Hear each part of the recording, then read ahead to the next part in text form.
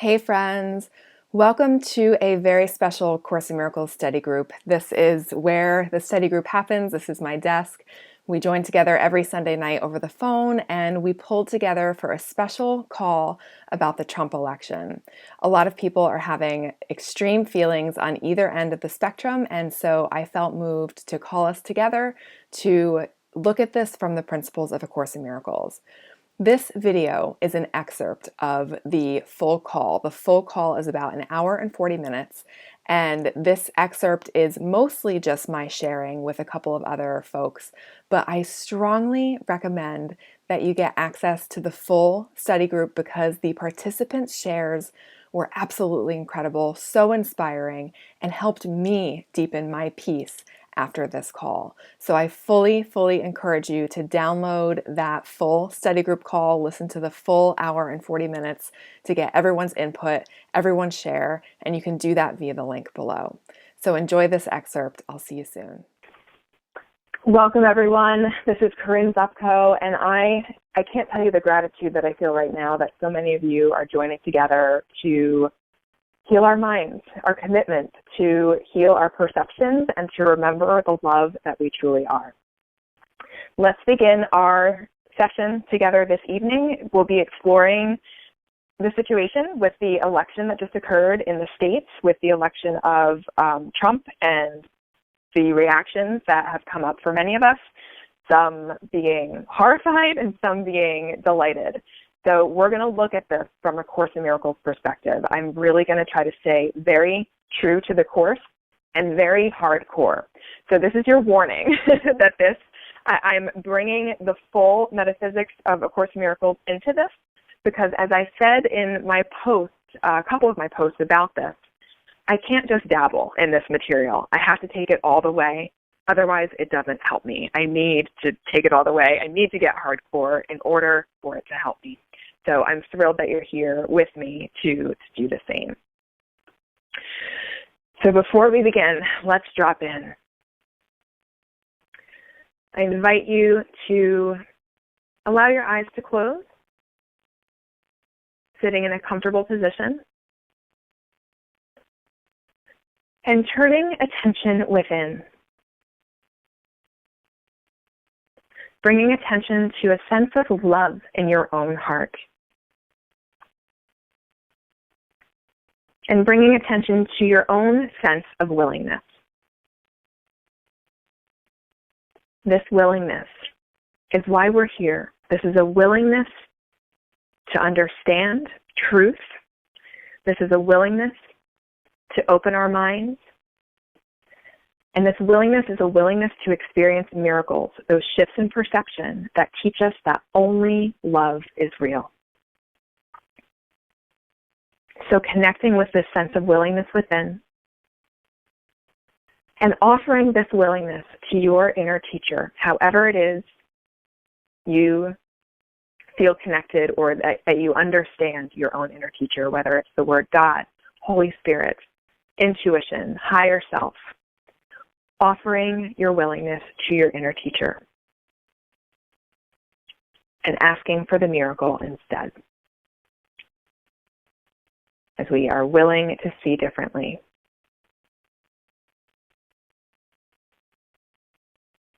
Taking a nice mindful breath in and out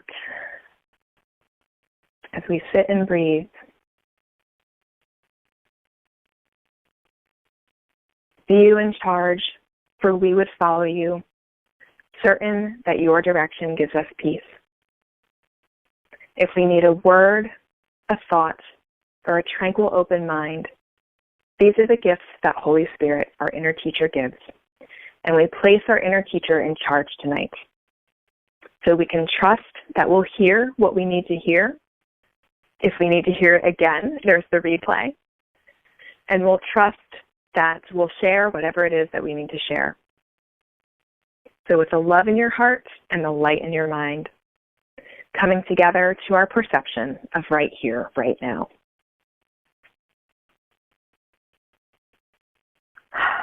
So again, welcome everybody. Welcome everyone who's just called in. We're doing our call tonight a bit differently in that I'm going to be doing some sharing for a bit. I have 6 pages of typed notes, so I have a lot I want to say. And I have some ground rules first to begin with. There's a lot of intense emotion happening surrounding recent events, surrounding this election. I'm making an assumption that there are people from both sides of the camps on this call, that there are folks who were horrified by the outcome of the election, and there were folks also who were delighted by the outcome of the election. Whatever side it is that we fall on, we're here because of our joint interest in healing the mind, in willingness, and in this Course in Miracles path. So just a reminder to everybody who has just dialed in, you're on mute right now. Later on, after I do some sharing, I'll open it up for questions. I'm going to stick with A Course in Miracles. Your warning is that I'm going to get very hardcore with the metaphysics, because this is not just about choosing love on the level of form. That's beautiful when we do that, but we're going to go deeper than that. Personally, this has been a big trigger for me. I woke up 3:30 a.m. on, election night, and had an intense amount of fear surrounding the outcome. But I saw immediately that this was a chance to use the situation for healing. In addition to my history with anxiety, as many of you know, that's what brought me to the Course. Trump might end up being one of my greatest teachers, and he perhaps might be one of your greatest teachers too. So again, whatever side of the camp it is that you fall on. When I woke up at 3:30 a.m., I later actually found out from a friend, Sonia, who might be on this call, that both she and Myron Jones, another teacher of A Course in Miracles, and I'm sure there were more, were all awakened at the same time. We all woke up at 3:30 a.m., which was very interesting for me to learn after the fact, because it was as if we were all being called to come to remember truth in a world that was freaking out. So I want to open with a quote from the Course. This is from the Manual for Teachers in the introduction. Into this hopeless and closed learning situation, which teaches nothing but despair and death, God sends his teachers. And as they teach his lessons of joy and hope, their learning finally becomes complete. A teacher of God is anyone who chooses to be one. That means you. And so as we teach these lessons of joy and hope, our learning becomes complete. We have a job to do. We've been sent into the darkness. We haven't actually been sent. We've chosen to come. And it's our job to bring light. So here we go. A Course in Miracles is not just leading us to wake up in the dream. It's leading us to wake up from it. This means that the Course's teaching is that this world is an illusion. This world is a dream. We're in a collective dream where we're hiding out from God because we'd rather play with separation and division. With that comes conflict, fear, sickness, all those things from the ego. We'd rather play with that instead of being the light and love and truth and oneness that we all are. So the Course is a pathway not just to awaken in the dream, but to actually awaken from it, to undo the belief that there is a separate world. Now, if this rouses any fear in you, I really encourage you to notice that and look at that with Holy Spirit. As I share, as we open it up and we all share in the call later, I encourage you that if you notice that you're triggered in any way, if you notice some kind of reaction arise, look at that with Holy Spirit, with Inner Teacher. That's why it's coming up. And this is all happening. There's no mistakes. This is all happening, with Trump in the election because it's an opportunity to heal. So a quote actually comes to mind from my dear friend, Amy Torres, who I'm paraphrasing. I don't have her beautiful words in front of me, but she said something to the effect that the awareness of her body is thinning like the heel of a threadbare sock. And if you think about the heel of a threadbare sock, it thins away. Just you can see more and more of the thread. This applies to the world too.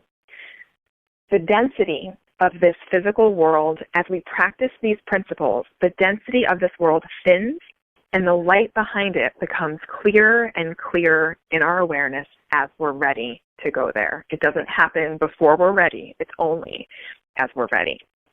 So through practicing this, our goal is to be able to begin to see the truth beyond the form, the love beyond the form, because the form's purpose is to hide the love.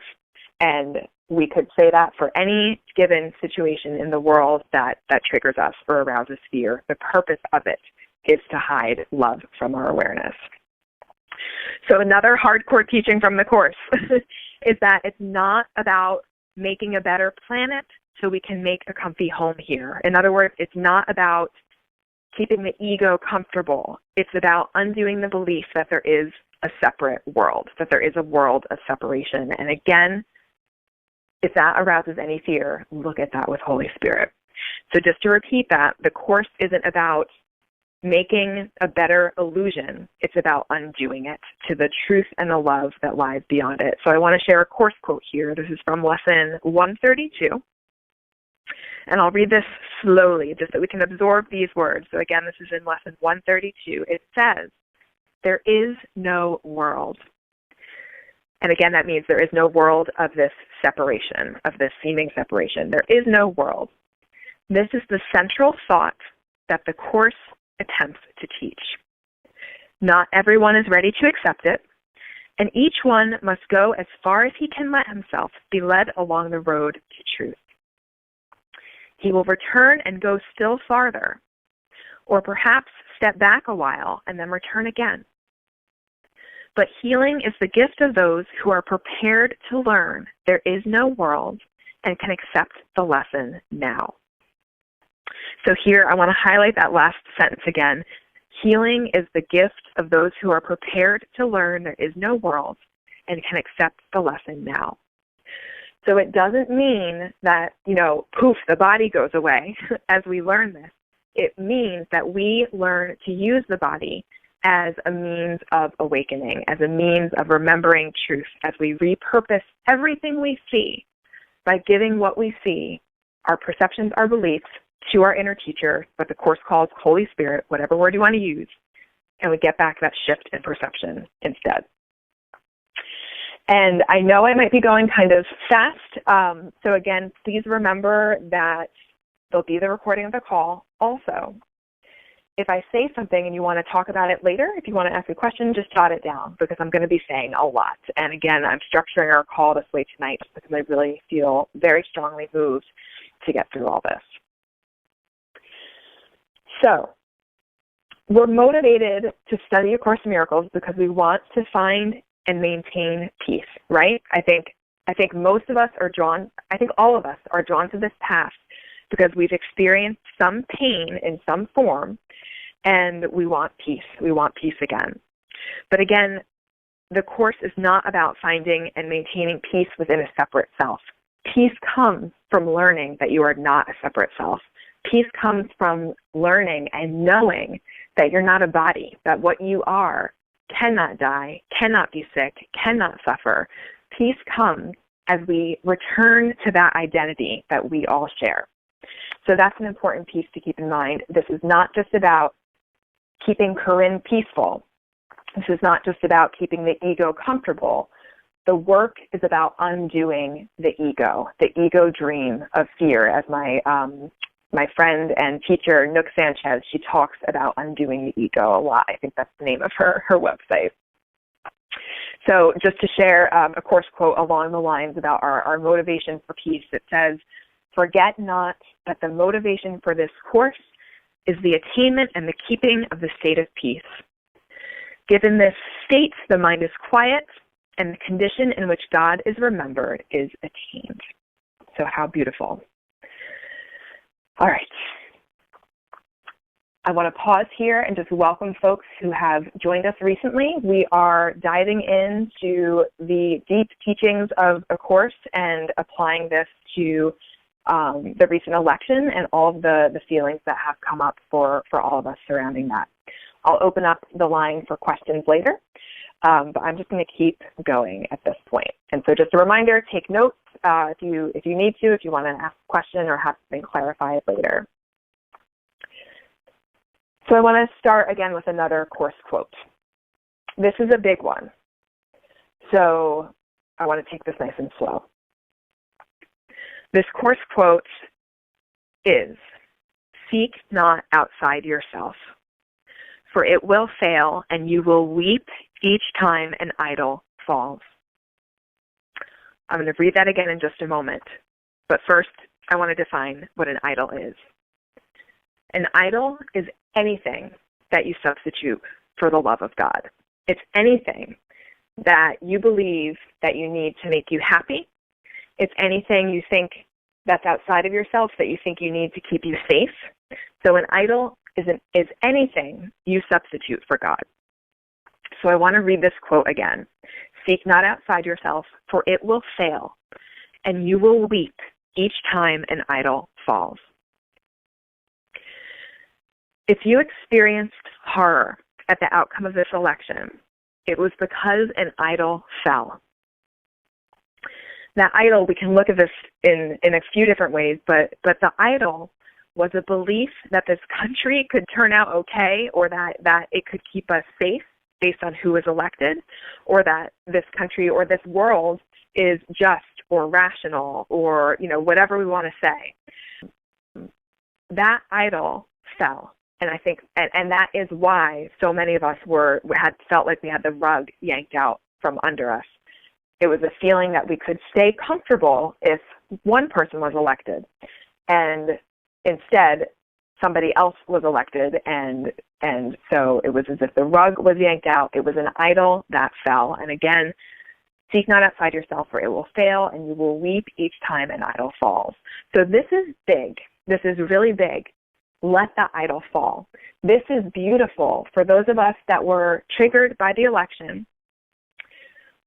This gives us a chance to look at the fact that we did place belief that the outside picture could keep us safe, or that it mattered. And our task is to look to God.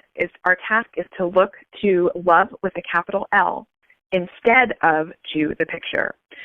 So this is our chance to remember this. And on the flip side, I want to, again, address the people who might have experienced joy at the outcome of this election. Or if you would have experienced joy had Hillary been elected, this means that your idol, your substitute for God, is remaining in place. So in other words, if you're delighted that Trump is in power, your idol, your substitute for God, remains in place. Let that idol fall. Had Hillary been elected, we would not have, for those of us who felt triggered, we would not have the opportunity that we have to look at this idol, to let it fall, and to really, really motivate us to look within. So be willing to look at that idol with Holy Spirit. This is showing us that we had a belief that something outside of us can keep us safe in many different ways, and I could use a lot of different words there. I'm just picking safety as one of them. Be willing to look at that belief with Holy Spirit, because your safety lies in God and God alone. Your safety lies in God and God alone. I wrote something here which actually makes me kind of laugh that it came forward as I was preparing for this before. No politician can fix the separation by fixing the world. No politician can fix the separation by fixing the world. Undoing the separation, restoring our belief, restoring our awareness of love's presence means that we are the ones that work to undo our false beliefs in our mind through Holy Spirit. So that was what came forward about idols. I have another course quote that I want to share here. And before we dive into that quote, we look for heaven in the external picture all the time. In other words, we look for heaven, we look for our happiness outside of ourselves in the external picture all the time. We, if this happens, then I'll be happy. If I have enough money in my retirement account, then I'll feel safe. This is just what we do here. This is just what we do here, and that's important to keep in mind because we came to search. And the Course says, if you came to search, search you must. So I want to share another quote from Lesson 131 in the Course in Miracles, and the name of the lesson is no one can fail who seeks to reach the truth. So here we go. Yet searching is inevitable here. For this you came, and you will surely do the thing you came for. But the world cannot dictate the goal for which you search unless you give it power to do so. Otherwise, you still are free to choose a goal that lies beyond the world. So just to repeat that again, searching is inevitable here. For this we came, and this we will do because it's what we came for. But the world can't dictate the goal. The world can't dictate what it is that we're searching for unless we give it the power to do so. Therefore, we have the choice to choose a goal that's beyond the world. And that goal is love with a capital L, the love of God, our awareness of our oneness. So this quote goes on, "Be glad that search you must. Be glad as well to learn you search for heaven and must find the goal you really want. No one can fail to want this goal and reach it in the end. God's Son, which is all of us, cannot seek vainly, though he can try to force delay, deceive himself, and think that it is hell he seeks. When he is wrong, he finds correction. When he wanders off, he is led back to his appointed task. No one remains in hell, for no one can abandon his Creator, nor affect his perfect, timeless, and unchanging love. You will find heaven. Everything you seek but this will fall away, yet not because it has been taken from you. It will go because you do not want it. You will reach the goal you really want as certainly as God created you in sinlessness. Why wait for heaven? It is here today." And I'm going to pause there on the quote. So again, that was from lesson 131, No One Can Fail Who Seeks to Reach the Truth. So we've come to search. We can choose to look straight to what it is that we're actually searching for, which is God, which is love, and we will reach this goal because we really want it. It takes big wake-up calls. It takes the feeling of the rug being yanked out from under us in whatever form that may take for us to seek for a different way. And so this situation with the election is just a divine opportunity for healing instead. So we came to search outside of ourselves. We'll try and try again to make it okay out there. But as that picture out there continually doesn't satisfy us, we'll choose God. We'll eventually come back to choosing God. And I know many of us are at this point where we are there. You know, we're willing to look to God. We're willing to question everything. Now, here's another really, really, really, really important point. When I woke up at 3:30 a.m. in the morning, the night of the election, and just felt more fear than I had felt in a long time, I was like, oh my gosh, am I going to have a panic attack? Like, it was that intense. This was the thought that dropped that anxiety in an instant. And I found my peace again, and I was able to go back to sleep, which I didn't think I was going to be able to do. Here it is, whether you were horrified at the outcome of the election or delighted, this is what we have to know. The extent to which that outcome hooks us, being horrified or delighted, is a reflection of the extent to which you believe in separation. So in other words, your feelings, the intensity of your feelings in either direction is showing you your investment in the external picture, your investment, your belief that things out there need to be a certain way for you to be okay. And this is a beautiful, beautiful thing to see. Take heart. If fear is present, or the other feeling of joy, based on an external picture, this is showing you your belief in separation, and this is the opportunity for healing. So all we do here, again, as miracle workers, the process of forgiveness, I like to think about that as forgiving to Holy Spirit. We withhold nothing. So we own it, we notice what's coming up, we get that into that willingness that we touched upon in our opening meditation, and we ask for the miracle instead. So I just want to repeat that to make sure that we got that. The extent to which the outcome hooks us is a reflection of the extent to which we believe that we are separate. It's a reflection of the extent to which I believe that I'm Corinne. It's a reflection of the extent to which you believe you are, insert your name. And so this is a beautiful opportunity. We have to look at our belief in separation in order to allow it to be undone. We have to look at that belief in separation with Holy Spirit to ask for the miracle instead. This is how healing happens. I do want to acknowledge that there's a Course quote that is just so profound for me, and it's nothing so blinding as perception of form. For the sight of form means understanding has been obscured. So let me just read that again. Nothing is so blinding as perception of form.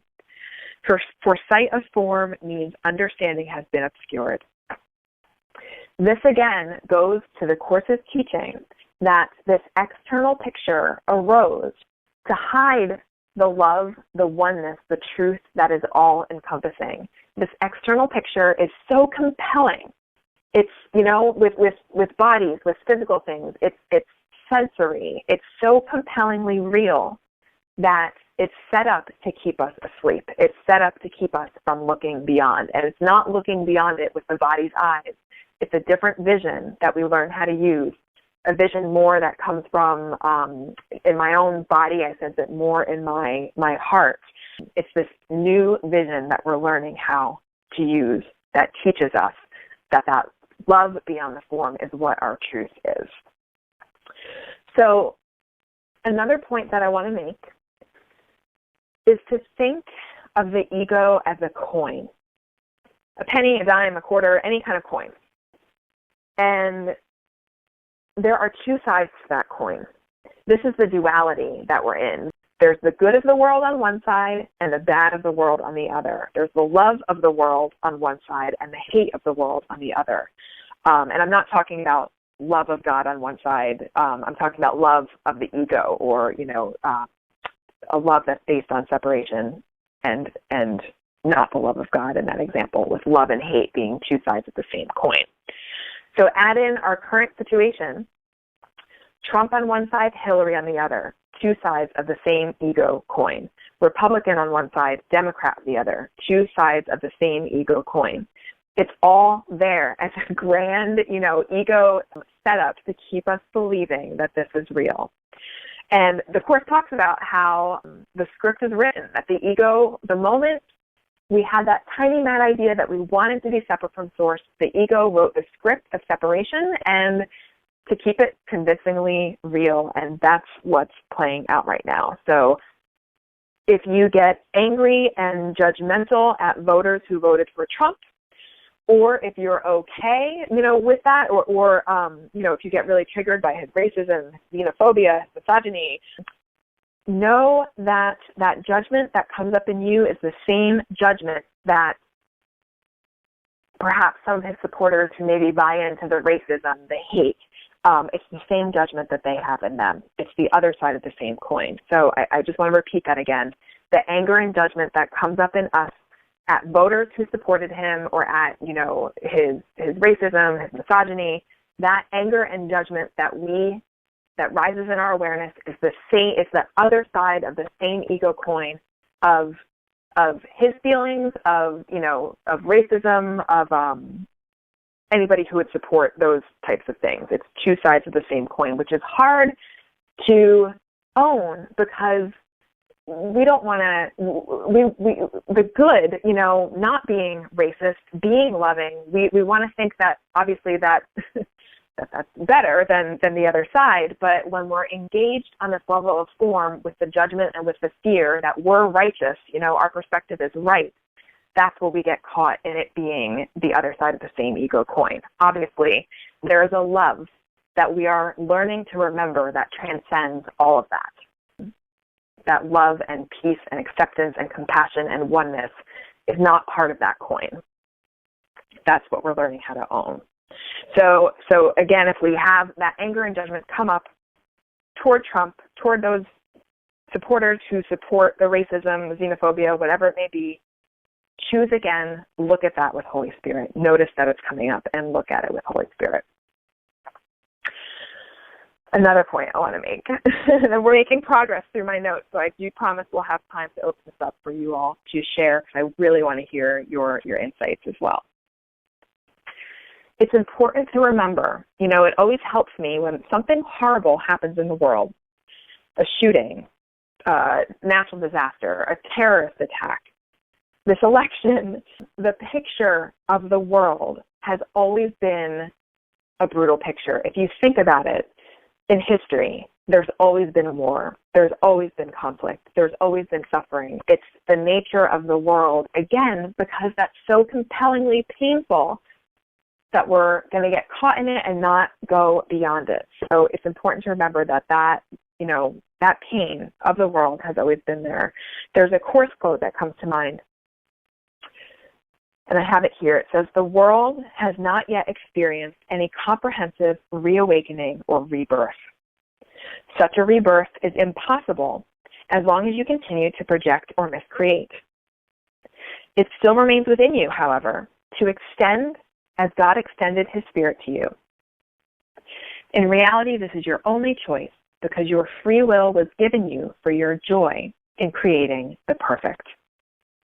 So this is where our job as miracle workers comes in, because our job as miracle workers is to accept atonement for ourselves. And by atonement, the Course is referring to the undoing of fear in our own minds. So it's our job as miracle workers to allow our beliefs and our perceptions to be replaced with love, to experience those miracles. That is our sole responsibility.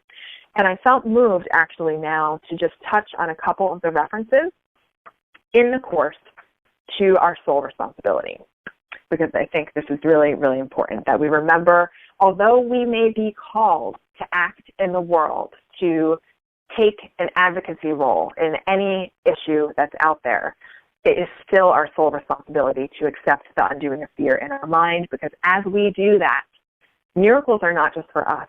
Miracles are for others as well. The Course says that when you experience healing yourself, it uses the actual example. A bird somewhere with broken wings begins to sing. We can't possibly understand the implications of our undoing fear in our own mind and how that affects others, because, we're still limited to these sensory perceptions, but we are in truth all one. And so there is only one mind. There's only one ego. So as we allow in our own mind, we do our part to let our fears be undone, to be replaced with the awareness of love's presence, we are affecting the whole. So we need to remember that as we do this work, we are changing the world. So again, references to our sole responsibility. This is from Chapter 7. I'm actually looking at a reference in the original edition. Chapter 7, Part 9. It says, "Do not be afraid of the ego. It does depend on your mind, and as you made it by believing in it, so you can dispel it by withdrawing belief from it. Do not project the responsibility for your belief in it onto anyone else, or you will preserve the belief." So in other words, I'll pause here before I keep reading the quote. We've accepted the ego into our minds. We're responsible for that. If we judge that another is wrong because they didn't do what they wanted them to do, we're preserving the belief in ego. The Course actually says if you perceive or correct the errors of your brother's ego, you must be seeing through yours. And that's always a kicker for me. Like, the Course doesn't let us get away with anything.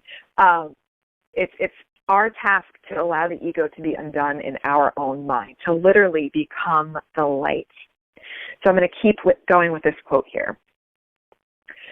"When you are willing to accept sole responsibility for the ego's existence yourself, you will have laid aside all anger and all attack because they come from an attempt to project responsibility for your own errors. But having accepted the errors as your own, do not keep them. Give them over quickly to the Holy Spirit to be undone completely, so that all their effects will vanish from your minds and from the sonship as a whole." So I just want to repeat that again. This is saying, once we own that the ego is coming from me, once we own that what I see, the perceptions that I see, the projections that I see are coming from my own mind, there's no cause for guilt there. We give that immediately over to Holy Spirit to be undone completely. We can say, I'm hooked, Holy Spirit. I'm feeling the judgment. I'm feeling the anger. I've chosen to see through the ego's eyes. Now I give this to you. And like I said already, we're all healed as a result of this. Even if we might not see that reflection in form, it's happening. Miracles occur. Our belief in the picture of a brutal world thins away, like Amy said before when I shared that quote, like a threadbare sock, and our perception is healed. Our perception goes back, our perception expands, let's say, and we perceive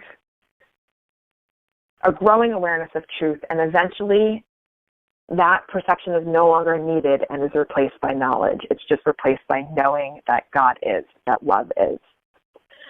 So again, the Course quote that I've been sort of referencing is that the sole responsibility of the miracle worker is to accept atonement for himself. The Course goes on to say later, the sole responsibility of God's teacher is to accept atonement for himself. Atonement means correction or the undoing of errors.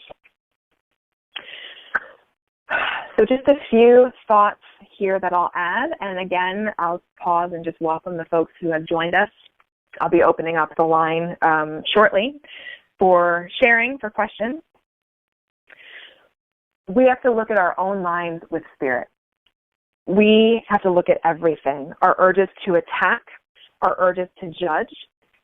It's been helpful for me lately to even look at my own privilege. So I'm Caucasian, looking at my own white privilege, heterosexual privilege, whatever privileges it is that I have, I've been looking at those with Holy Spirit. And it's been, I can't tell you just how helpful that's been, that I haven't been afraid to go there.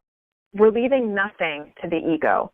Anything in our mind, we are willing to question. We're willing to look at it all with Holy Spirit. And this is how we bring all those dark hidden spots in our mind to Holy Spirit to be undone and replaced with love.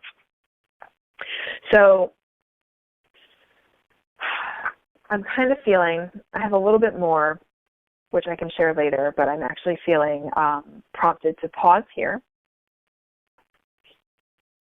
And I feel prompted to open the line. I'm going to invite you to now, if you want to share, if you have a question, please press *6 to put yourself into the Q&A queue, and I'll take you off of mute. I think, again, that's going to be the best way to preserve the clarity of the line. So I shared a lot. I shared a heck of a lot. And this work that we are doing is leading us. I like thinking about this as this leading us to a state similar to lucid dreaming. Have you ever experienced when you're dreaming at night and you know that you're dreaming? You just have that, you know that you're dreaming. It's a lucid dream. The Course is bringing us there. It actually says, there's a Course quote, I have it right here.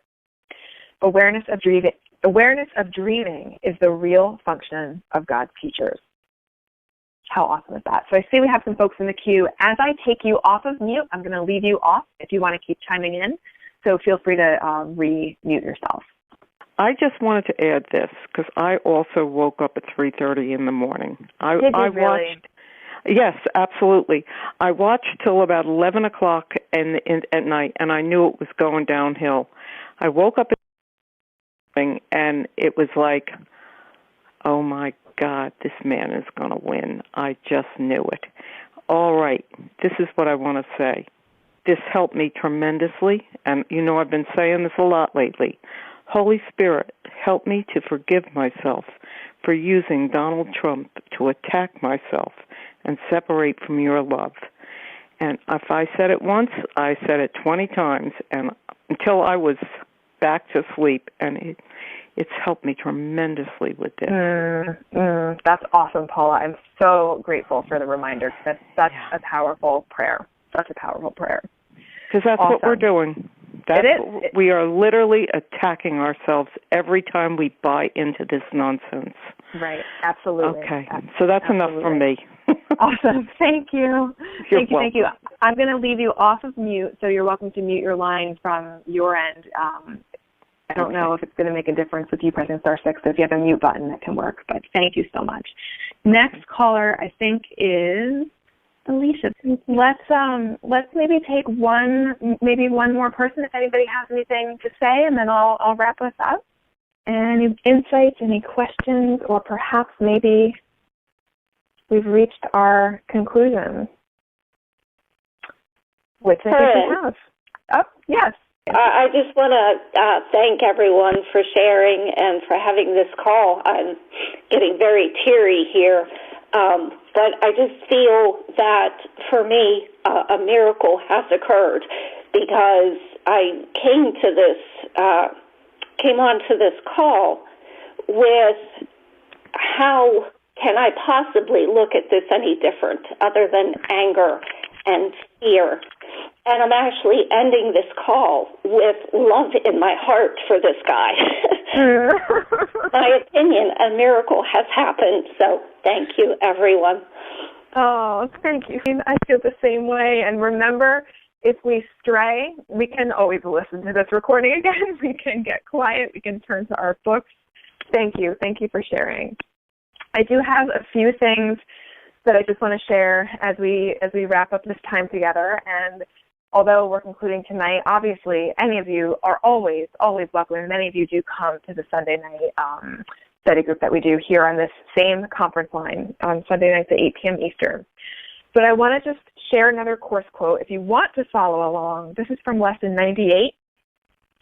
We're going to read 2 paragraphs from Lesson 98, and then I have one more quote to share in just a few words. So this part of Lesson 98, the lesson is, I will accept my part in God's plan for salvation. And the 2 paragraphs that I want to read, paragraphs 3 and 4, are about taking a stand. And we're talking about taking a stand for love with a capital L, taking a stand for firmly planting our feet in Holy Spirit's camp instead of the ego's camp. That's what I talk about. That's what I mean when I say taking a stand. So we're going to read paragraphs number 3 and number 4 in Lesson 98. The guiltless have no fear, for they are safe and recognize their safety. They do not appeal to magic nor invent escapes from fancied threats without reality. They rest in quiet certainty that they will do what it is given them to do. They do not doubt their own ability because they know their function will be fulfilled, they know their function will be filled completely in the perfect time and place. They took the stand which we will take today, that we may share their certainty and thus increase it by accepting it ourselves. They will be with us.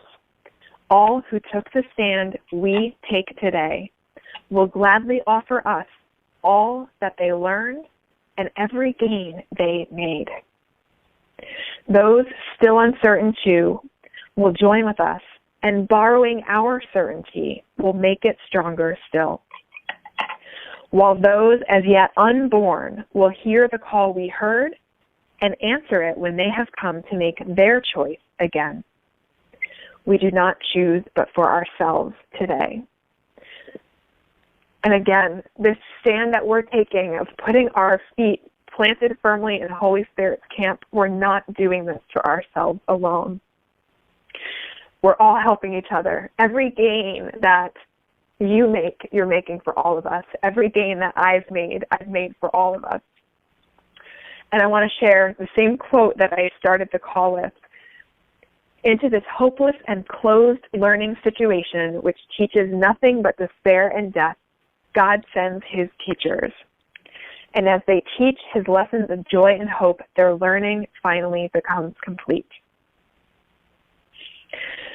God needs you as a teacher. When I talked about, literally the belief in the world being undone in our minds and how the Course is leading us out of the world, not just to be happy, in a happy ego dream, we will not get whisked away. That used to be my fear. I used to be like, oh my gosh, if I ace the Course, I'm just going to, boom, not be here anymore. And that's not true.